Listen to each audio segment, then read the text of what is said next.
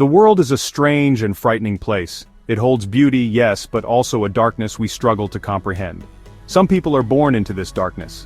Others have it thrust upon them.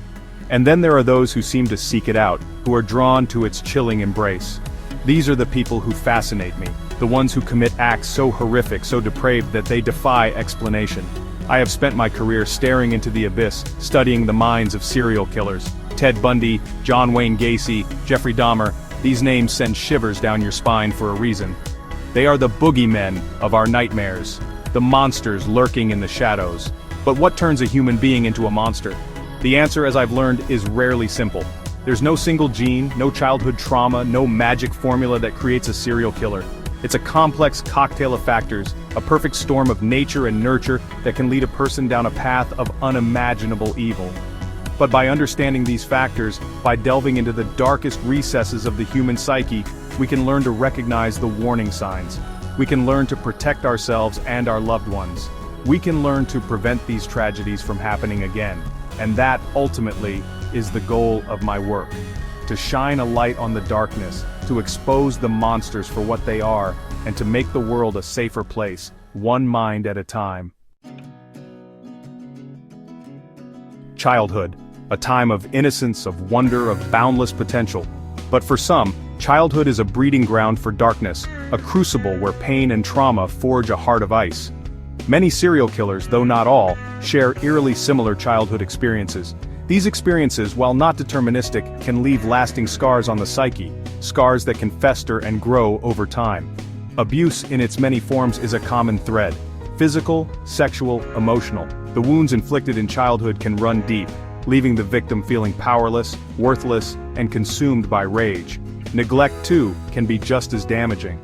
A child deprived of love, attention, and basic needs may develop a profound sense of isolation and detachment from the world.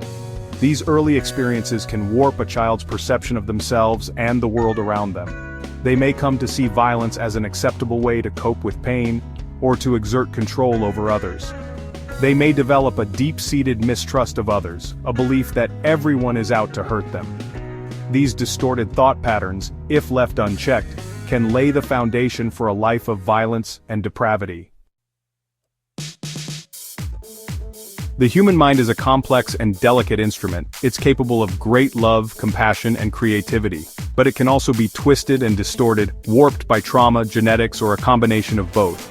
When we talk about the psychology of serial killers, we're talking about minds that have gone tragically astray. Several mental disorders are often found in serial killers, though it's important to note that having one of these disorders doesn't make someone a killer.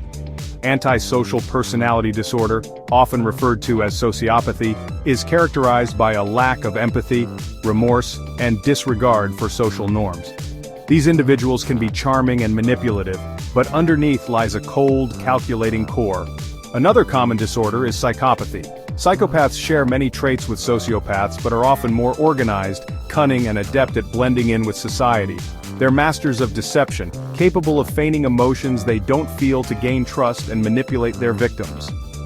Beyond these personality disorders, many serial killers also exhibit signs of sexual sadism, narcissism, and obsessive-compulsive disorder. Sexual sadism involves deriving pleasure from inflicting pain and suffering on others.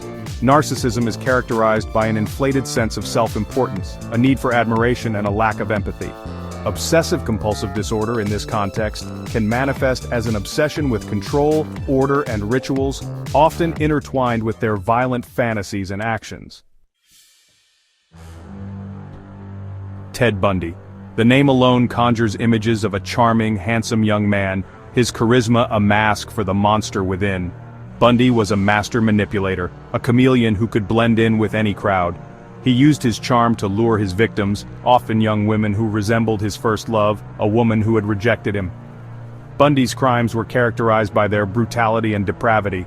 He often returned to the bodies of his victims, posing them in grotesque tableaus, as if trying to recapture some twisted sense of control. What drove Bundy? A need for power, a desire to dominate and control, a complete lack of empathy for his victims. Bundy, in the eyes of the law and most of society, was a monster cloaked in a human facade.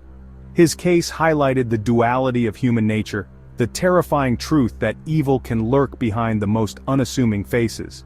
Bundy became the poster child for the charming, all-American boy-next-door turned cold-blooded killer, shattering the illusion that we could easily identify those who harbor darkness. Section 5. Portraits of Evil. John Wayne Gacy. John Wayne Gacy, the killer clown, is another chilling example of the duality of human nature. Gacy was a seemingly normal family man, a successful contractor who was active in his community. He even entertained children as Pogo the Clown at parties and charity events. But beneath this veneer of normalcy hid a sadistic and twisted mind. Gacy's victims, all young men, were lured to his home under false pretenses. He would torture, rape, and murder them, often burying their bodies in the crawl space beneath his house. Gacy's crimes were fueled by his own deeply repressed homosexuality and his need for power and control. He took the lives of those he perceived as weak, vulnerable, and ultimately disposable. His case sent shockwaves through America, forcing people to confront the uncomfortable reality that monsters could hide in plain sight, even within their own communities. The image of Gacy as a clown, a symbol of joy and laughter now forever tainted, became a haunting reminder of the deceptive nature of evil. Section 6. Portraits of Evil. Jeffrey Dahmer. Jeffrey Dahmer. The name evokes a visceral reaction, a shudder of revulsion. Dahmer was a cannibalistic serial killer whose crimes shocked even the most hardened investigators. He preyed on young men, often luring them back to his apartment with promises of money or alcohol. Once there, he would drug them, torture them, and ultimately, kill them. Dahmer's crimes went beyond murder. He was obsessed with preserving his victims, keeping their bodies as trophies, attempting to create his own gruesome museum of the macabre. His actions stemmed from a deep-seated desire for control, a need to possess his victims completely, even in death. Dahmer's case forced us to confront the darkest recesses of human depravity, the depths to which a human being can sink. The gruesome details of his crimes, the sheer horror of his actions, challenged our understanding of what it means to be human. Dahmer became a chilling reminder that evil knows no bounds, that the human capacity for cruelty is seemingly limitless.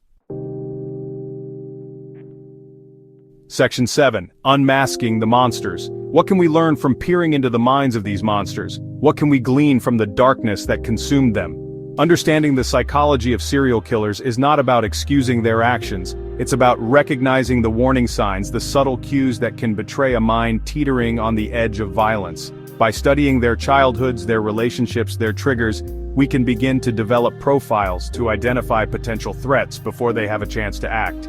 We can educate law enforcement, social workers, and even the public on the warning signs of violent behavior. We can't afford to ignore the darkness. We must confront it head-on, study it, understand it. Only then can we hope to protect ourselves from the monsters that walk among us. Section 8. Echoes of Violence. The legacy of a serial killer extends far beyond their victims.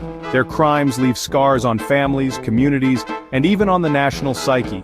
The terror they inflict can linger for generations, a constant reminder of the fragility of life and the ever-present threat of violence. But we must not allow fear to paralyze us. We must not let the darkness win. Instead, we must channel our fear into action.